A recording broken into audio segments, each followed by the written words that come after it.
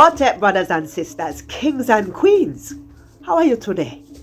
Peace, blessings, and prosperity to you. My name is Leticia Edwards, also known as Queen Leticia. And before we begin, we just want to apologize for taking so long to come back with this video. We did have some serious family issues to deal with, and we never did really feel like doing any videos, and Cezanne tell me, so okay, wait, nothing worry if it take me time. So we did. And now we ready to begin again. She tell me, say, Christina has been waiting patiently for her turn, and we can do 2 more videos before we have to come off and make way for her. She said the only reason she was prepared to wait for me to come back is me did already announce the title of my next video. And besides, my last video had the most views out of all the videos in this series so far. Even more than Felicia's videos. And that is no disrespect to Felicia. Me just a state of fact.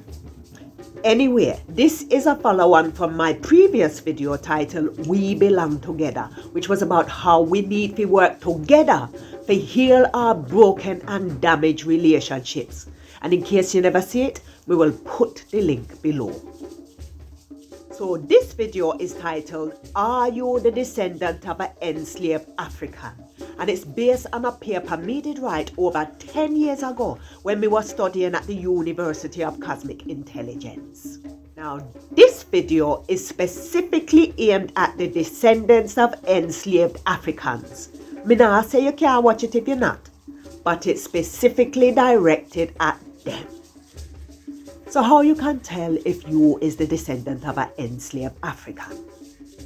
Well, if you had a mother that spoke negatively to you and beat you mercilessly, saying things like, you're worthless, you're good for nothing, you're never going to make nothing of yourself. She was just carrying out the programming that was passed down from her mother, which was passed down from her mother, going right back to the plantations. See, enslaved African women were trained to beat them children mercilessly, to break them down mentally so them can become obedient slaves. So if your mother beat you like that, she is definitely the descendant of an enslaved African. Now, if you is one of them brothers who like to breed up the sisters them and leave them to raise your picnic alone, you is most likely the descendant of a stud.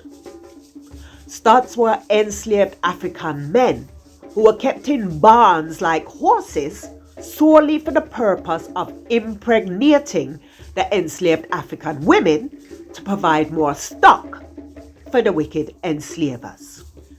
They had nothing to do with raising the picnic them did father, because they were considered to be the property of the slave owner. So if you still have urges to impregnate women and left them to raise your picnic alone, you is most likely the descendant of a stud. And that also applies if you still have urges to have sex with little girls. Yeah, believe me, as 10-year-old girl get pregnant with a big belly in front of her, which man couldn't have their right mind do something like this? Now, if you experience any kind of sexual trauma as a young woman or a girl child, you may well be the descendant of royalty. We did already explain in my video about epigenetics that some of the enslaved African women was royalty. And they were traumatized sexually so badly to put a marker in their DNA so that their descendants would forget who them is. But now, them is beginning to remember who they are and to put themselves back together again.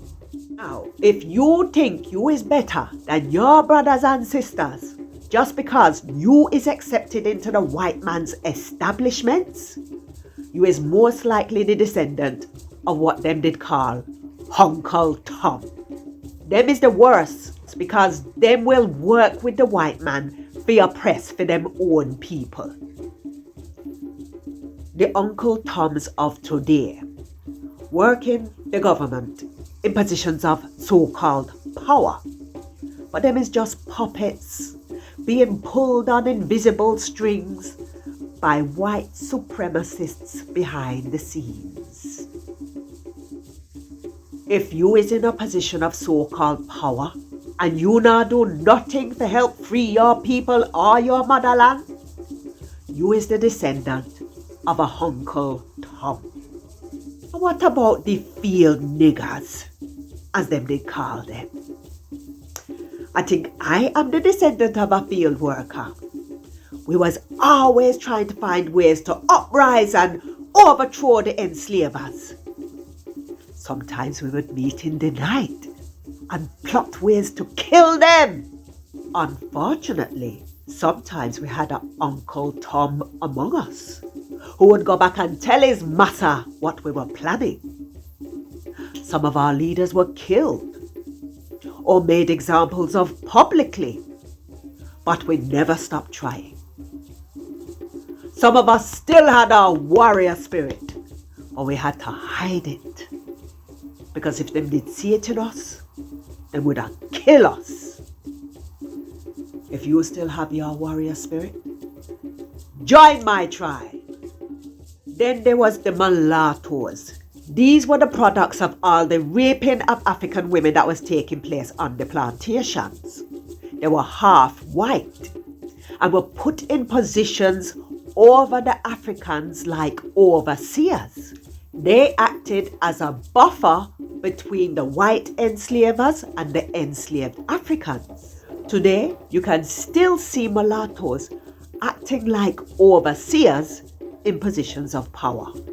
Nowadays, them is considered the new black, and them still think them is better than dark-skinned people.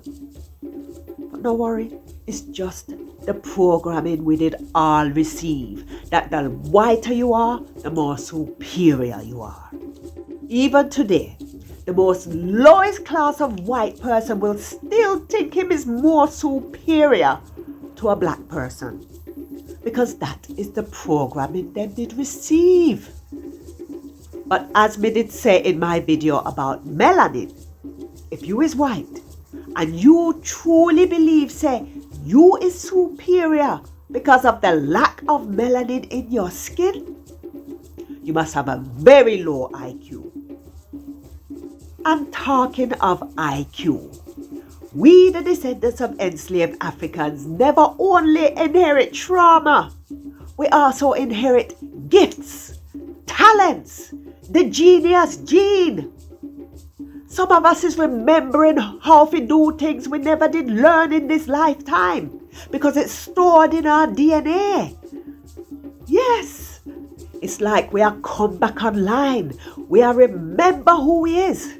We are remember our greatness, the greatness of our ancestors before them was enslaved. You know, say your ancestors live in your DNA. Your DNA has all the memory that go back through all your past lives. And your ancestors is part of you. That's why when you heal, you not just heal yourself, you heal your ancestors and future generations, because they're all on the same timeline. So that's why you have access to certain information that you never learned in this lifetime. Cezanne, she write poetry. She never learned how to write poetry, but it's in her DNA. Going way back to ancient Kemet, where poetry did originate from. Europeans tried their best to erase our history and tell us that we only have slavery as a history. That is not true at all. Everywhere you go in and look in them museums, you will see our history stolen. All the buildings them have built in England and America is our ancestors build them. When they were stealing ancestors of the continent, they never take the weak, stupid ones. Them take the strong ones. Them take the ones with all the skills, with all the talents. They come here and build up for them country. So when you see all these buildings, is our ancestors. You in England, go to St. Paul's Cathedral. Go and look at some of the buildings that our ancestors built. Cezanne have something in year 2 of our book, where she was talking about the Ashanti King's Palace. And when the British went to Ghana in 1875, and them see the Ashanti King Palace, they describe it as having a resemblance to buildings in ancient Kemet. So they must have did travel from ancient Kemet to Ghana. Well, you can see the palace, the Ashanti King Palace before. And you know what the British did? Them exiled the Ashanti King to the Seychelles, burn down for him palace, and build this one to make it look like he never did have nothing before. And it's nowhere near elaborate as what him did have already. And this is how the British try to erase our history. But it's impossible to do, because we are the original people. And if them could have destroyed us and erase us from the earth, they would have done it already. But them can't do it.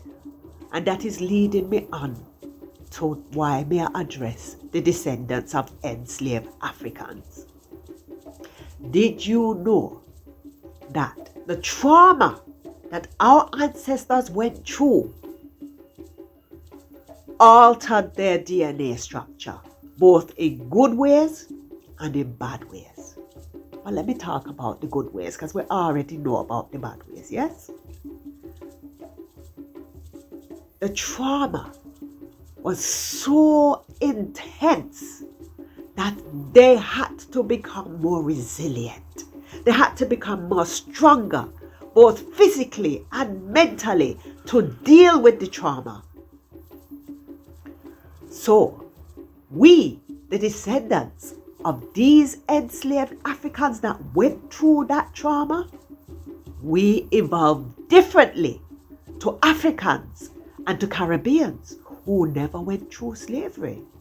Yes, they might have gone through colonialism and mess up them head that way, but they never went through the trauma of slavery. And we have, in a way, benefited because we have become stronger, both mentally and physically. And it's time for you to remember that. Remember who you are. So me say all that for say this. If you is the descendant of an enslaved African, you could well be the descendant of royalty, of a highly skilled ancestor, like a scribe, and that information is still in your DNA, ready for you to tap into and access.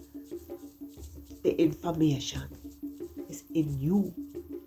You just have to remember how to tap in to get it out. Yes. Them say, wanna broke you, make you stronger.